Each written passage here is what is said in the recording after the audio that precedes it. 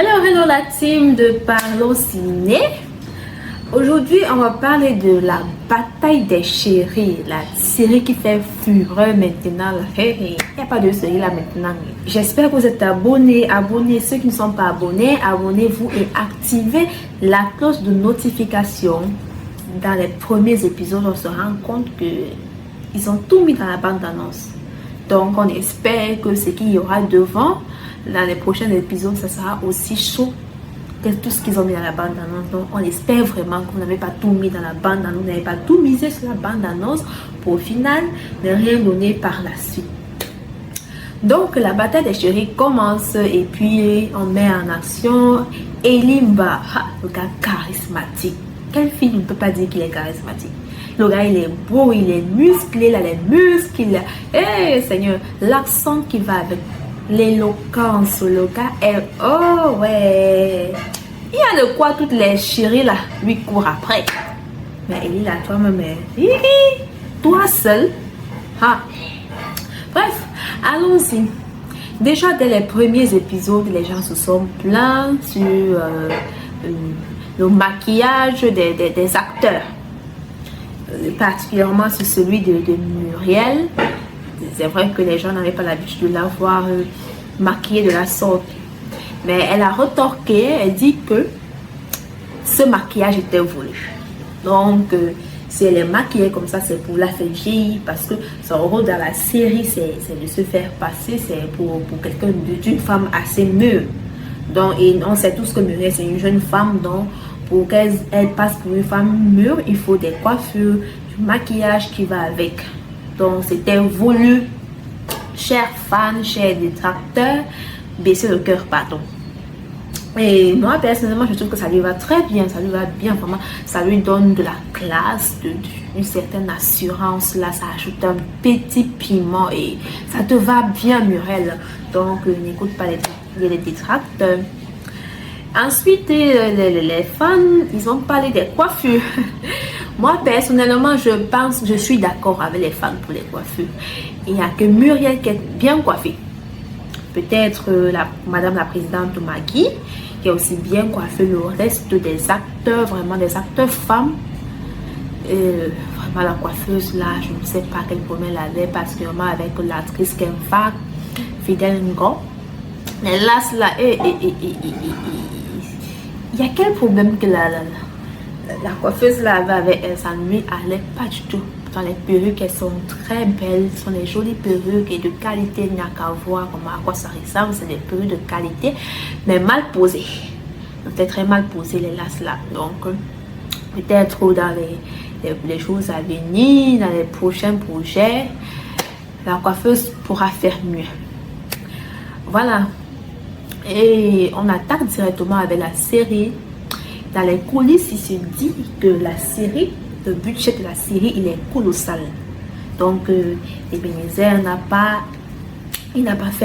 fait les plans avec le budget. Il a mis de l'argent et tout. Donc, on s'attendait à quelque chose vraiment de waouh. Chose qu'on n'a pas eu. Bon, si, les meublés, les villas, tout ce qu'ils ont mis là, mais c'était bien. Mais il y a des choses qui manquaient. Des choses vraiment pour le budget. Je n'ai pas envie de citer le budget là ici. Pour ceux qui veulent, ils n'ont qu'à aller faire des recherches. Mais le budget, il était assez colossal. Donc, on aurait vraiment dû mettre un peu plus de piment dans dans tous les accessoires et toutes les scènes. Tout le reste en fait. La série, le thème, il est assez... Il est osé. Donc, on parle de politique. Déjà, il faut une certaine science de politique pour faire cette série. Il faut des recherches pour essayer de comprendre comment ça se passe en politique. Et dans ça, il y a des histoires d'amour qui sont assez bien racontées, même si au moment de les mettre en scène, il y avait quelque chose vraiment... Il n'y avait pas cette mouvance-là du naturel. Je parle ici, par exemple, donc je vais venir sur les acteurs après. Je parle d'abord de la série. On s'attendait à plus avec Madame Monsieur. Donc on s'attendait à plus que ce qu'on a vu dans Madame Monsieur. Mais là, sérieusement, d'après les dits des internautes et tout, et certaines critiques, on a l'impression d'avoir une pâle copie ou une pâle continuité de Madame Monsieur.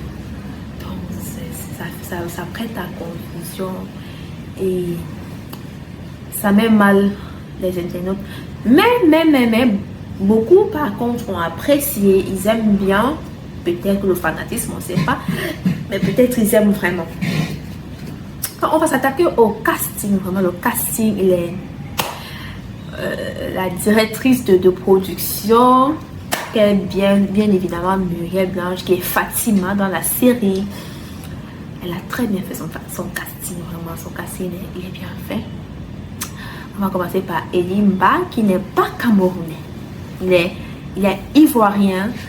Et dans la série, on se rend compte qu'il a fait des efforts colossaux, mais alors vraiment énormes pour que son accent ne se fasse pas ressentir.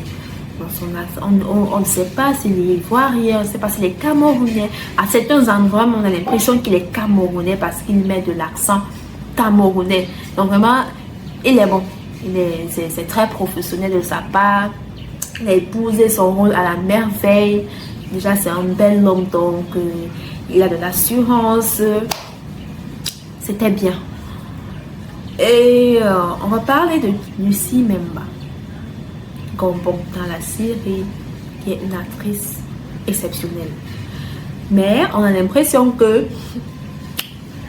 son compagnon qui lui donne la réplique n'est pas à la hauteur. Peut-être qu'il a été influencé par son chakra. Peut-être. Et il n'a pas été à la hauteur de Gombong. Et puis ça a donné ce que ça a donné. Mais disons qu'il s'est battu. Mais il n'a pas été à la hauteur de sa partenaire de réplique. Peut-être dans les jours à venir, ça ira mieux. On a aussi dans la série des révélations. Les révélations de l'année qui sont Maïmouna et Kenfak. Des révélations qui sont, oui, vraiment, on peut dire, qui nous ont agréablement surpris.